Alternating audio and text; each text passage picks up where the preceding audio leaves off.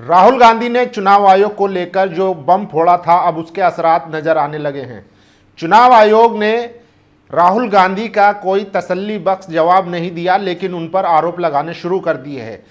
केचुआ यानी कि केंद्रीय चुनाव आयोग अब कह रहा है कि आप शपथ लीजिए और जो आपने डेटा दिया है और जो आरोप लगाए हैं उसके लिए आपको शपथ देनी पड़ेगी। आप सोचिए, चुनाव आयोग का काम होता था कि विपक्षी पार्टी या कोई भी अगर आरोप लगाता था उसके जवाब दिया करता था चुनाव आयोग, लेकिन अब ऐसा लग रहा है जैसे वो बदले की भावना से राहुल गांधी के खिलाफ एक्शन लेने की मूड में है। लेकिन इतना ही नहीं, राहुल गांधी ने कल जो विस्फोट किया है उसके बाद इंडिया टुडे के पत्रकार पहुंचे बेंगलोर के उस घर में जहां मकान नंबर 0 था और उसमें 80 वोटर थे।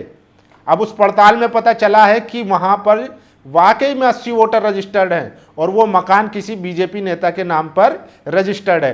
तो आप समझ सकते हैं किस तरीके से चुनाव आयोग ने धांधली की है। इसको लेकर वरिष्ठ पत्रकार राजीव रंजन ने बड़ा खुलासा किया है कि इसके अलावा आज सोशल मीडिया पर सबसे ज्यादा वही वायरल है।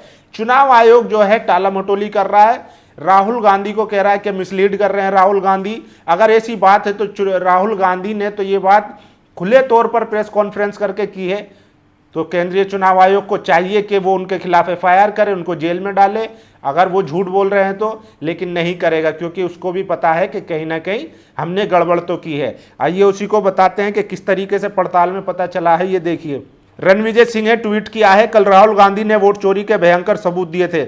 मतलब एक कमरे के मकान में 80 वोटर हैं। अब इंडिया टुडे के पत्रकार बेंगलोर के उस मकान पर पहुंचे, हाउस नंबर 35। इस एक कमरे के मकान में 80 वोटर रजिस्टर्ड हैं। ये मकान बीजेपी के आदमी का है। गजब ही खेल चल रहा है। आप सोचिए, एक कमरे में कितने लोग रह सकते हैं? मैक्सिमम 4, 5, 6, 10 मान लीजिए, लेकिन 80 वोट रजिस्टर है और ये मकान बीजेपी के किसी नेता के नाम पर रजिस्टर है। इसको लेकर अब अखिलेश यादव भी मुखर होने लगे हैं और उन्होंने क्या कहा है कि यूपी के उपचुनाव में जिस तरीके से 18,000 वोट मुस्लिम और यादव के काटे गए थे, उन्होंने शिकायत की थी, केंद्रीय चुनाव आयोग में शिकायत की थी, लेकिन कोई एक्शन नहीं लिया गया था क्योंकि दोनों की मिलीभगत से हो रहा था। यूपी उपचुनाव में बीजेपी के इशारे पर चुन चुनकर यादव मुस्लिम के 18,000 वोट काटे गए थे। अखिलेश जी ने इसकी शिकायत चुनाव आयोग से की थी, लेकिन कोई कार्रवाई नहीं हुई क्योंकि सारी धांधली चुनाव आयोग की मिलीभगत से हो रही थी। आपको याद होगा, कुंदर की जो मुस्लिम डोमिनेट एरिया था वो बीजेपी जीत जाती है, तो इससे आप अंदाजा लगा सकते हैं। और राहुल गांधी ने फिर से एक 8 मिनट का वीडियो जारी किया है जिसमें धज्जियां उड़ा दी गई है चुनाव आयोग की कि किस तरीके से उसने मकान नंबर 0 किसका होता है मकान नंबर 0, लेकिन मकान नंबर 0 पर कई वोट रजिस्टर है। मकान नंबर 35 की कहानी है कि, तो वो वीडियो भी आपको देखना चाहिए, उनके यूट्यूब चैनल पे मिल जाएगा। देखिए, हाउस नंबर 0, क्या आपने कभी सुना है हाउस नंबर 0? मगर बेंगलुरु में हजारों हैं हाउस नंबर 0। हाउस नंबर 35 की कहानी सुनिए। छोटा सा घर है, ज़्यादा से ज़्यादा इस घर में 4 लोग रह सकते हैं, लेकिन इस घर में 80 लोग रजिस्टर्ड है राहुल गांधी।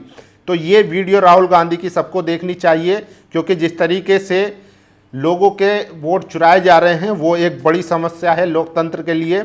और देखिए, सूर्य प्रताप सिंह हैं जो रिटायर आईएएस हैं, उन्होंने भी लिखा है, लोकतंत्र में गरीब के पास एक ही ताकत है, उसका वोट। आरोप है, साक्ष्य भी है, फिर जांच से कैसा डर। तो लोग जो है लगातार सवाल उठ रहे हैं। और देखिए, अशोक कुमार पांडे हैं, उन्होंने कहा है, डियर चुनाव आयोग, क्या आप हलफनामा देकर कह सकते हैं कि महाराष्ट्र, बिहार, मध्य प्रदेश और राजस्थान जैसे राज्यों की ई वोटर लिस्ट के पेज डाउन हो जाना सिर्फ तकनीकी समस्या है या फिर लिस्ट गायब करके कोई खेल चल रहा है? ये देख सकते हैं आप कि जो ई वोटर लिस्ट की वेबसाइट पे जो ई वोटर रहते हैं वो डाउन कर दिए गए हैं। अब वो उनका जो है कोई डेटा ही उपलब्ध नहीं हो पा रहा है। तो क्या एक साजिश के तहत ये भी छिपाने की कोशिश की जा रही है? और अब ये देखिए, ये वरिष्ठ पत्रकार है राजीव रंजन, जिन्होंने मध्य प्रदेश के विधानसभा चुनाव में ग्राउंड जीरो पे रिपोर्टिंग की थी। 2023 में उन्होंने कहा था कि बीजेपी 150 तक सिमट सकती है, लेकिन उसकी 163 सीट आ जाती है।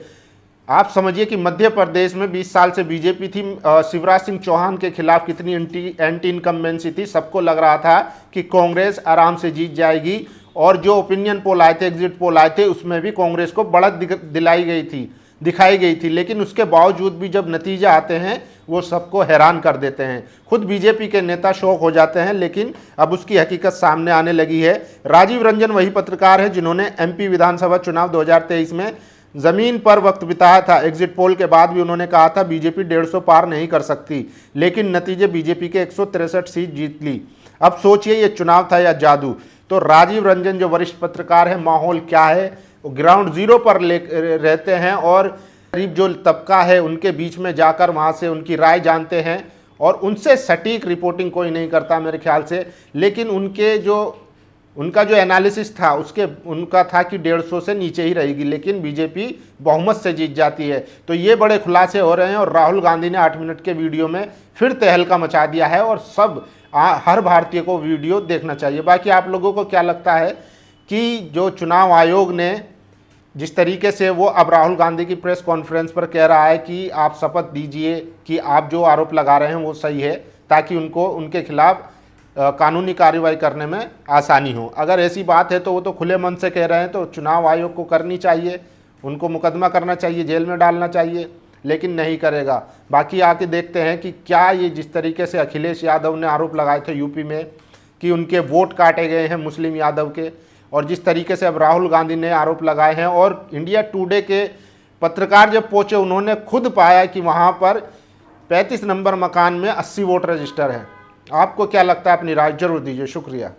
नेशनल दस्तक की आपसे गुजारिश है कि अगर इसको बचाना चाहते हैं तो नेशनल दस्तक को सब्सक्राइब करने के लिए रेड कलर के सब्सक्राइब बटन को दबाएं, फिर बेल आइकन की घंटी दबाएं। नेशनल दस्तक को बचाने के लिए बहुत जरूरी है कि हर खबर को शेयर करें, लाइक करें, कमेंट जरूर करें।